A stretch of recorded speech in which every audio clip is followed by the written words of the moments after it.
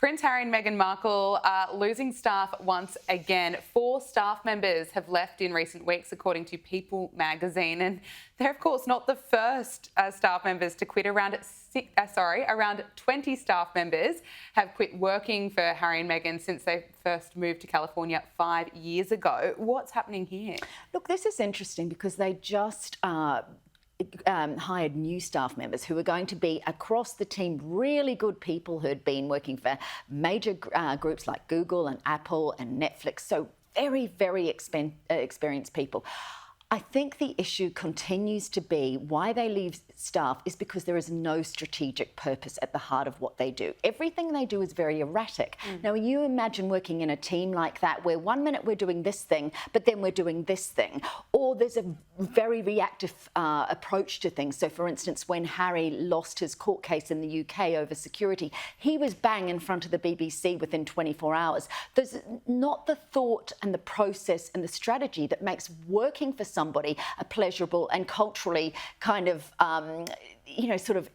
uplifting experience. This would be very challenging. Now, whether or not they can change this or not, because the problem with this is that this is not how the monarchy works. The monarchy keeps people for a long time. They have an idea of what they're going to do. If they shift direction, it's like a ship moving very, very, very slowly, and they'll try a new approach, as we've seen with their use of social media. It just didn't happen overnight.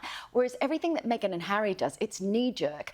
And so leaving, Megxit, Meghan's business, so many things that Harry does. I'm going to do this, and then Centre Bali's falling over, and he's saying he's going to write, when he was going to write Spare, and then there was some idea that maybe there were problems with Spare. He told too much. There's not the thought that's going. Yeah, there's not the thought that's going into that. There's not strategy, and for people to work in that environment must be very, very hard. They all sign NDAs though. If they could, one of them could actually speak out at length, we'd get a much better idea of what it's like in there. Well, we do have an update on Meghan Markle's new lifestyle brand as ever. Apparently, she'll be releasing new products. In an episode with Arise with Emma Greed, Meghan explained that she'd been planning to offer plenty more products. Let's take a listen to this. Okay, let's take this opportunity to grow, to have exponentially more SKUs as well as more inventory.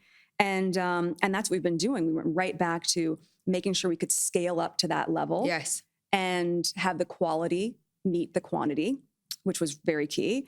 And then if we have that opportunity of more time, the luxury of that is, well, the products that have been in development that were going to be punted to this quarter, should we pull this into this next launch?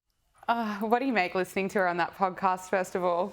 I find it so frustrating because we all know a good, successful business is one that launches and has their products available. These sold within 45 minutes, but she can spin anything in her favour. There she's saying, we were able to pull these products forward. Well, why were those products not ready to go the second week? Why was there not more stock? If she believes in her product, then she needs to have more of it. You don't want people thinking they'd like some jam and then can't get some jam or some flour sprinkles, although goodness knows how she manages to sell those flour sprinkles. Go out to your garden, honestly.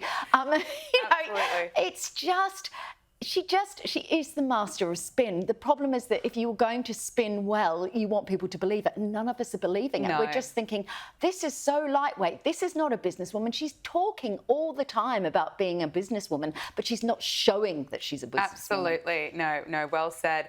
Now, the Duchess of York, Sarah Ferguson, has opened up on social media highlighting the importance of mental health awareness. She revealed that she recently visited a clinic in Zurich which specialises in care for people struggling with complex mental health issues, also around addiction. What more can you tell us about this? This actually came from a piece she's written for the UK Telegraph, which is, I love it when people of stature like this actually sit down and write a piece, being a journalist, to get it straight from their own mouth. And what she talks about is the huge number of personal scars that she is carrying and the trauma that she went through. And not a lot of people know that her mother left her when she was 12 years old. Susan Barantes went off to South America. She had fallen in love with a polo player.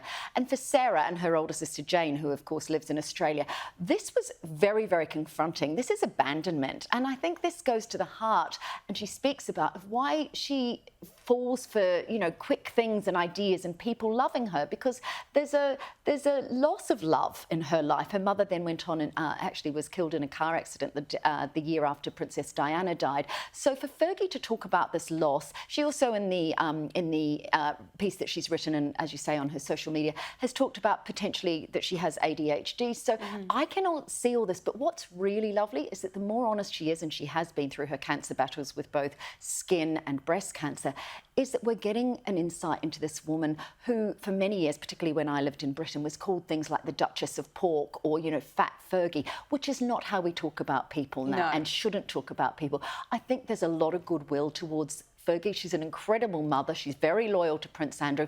And the more she talks about, not in a Meghan style way of telling her truth, but in a way that connects with other people, I think the love and the feeling for her will continue. Yeah, absolutely. You know, very powerful, and to open up and be so vulnerable about her experiences, I think will absolutely connect in an actually authentic way.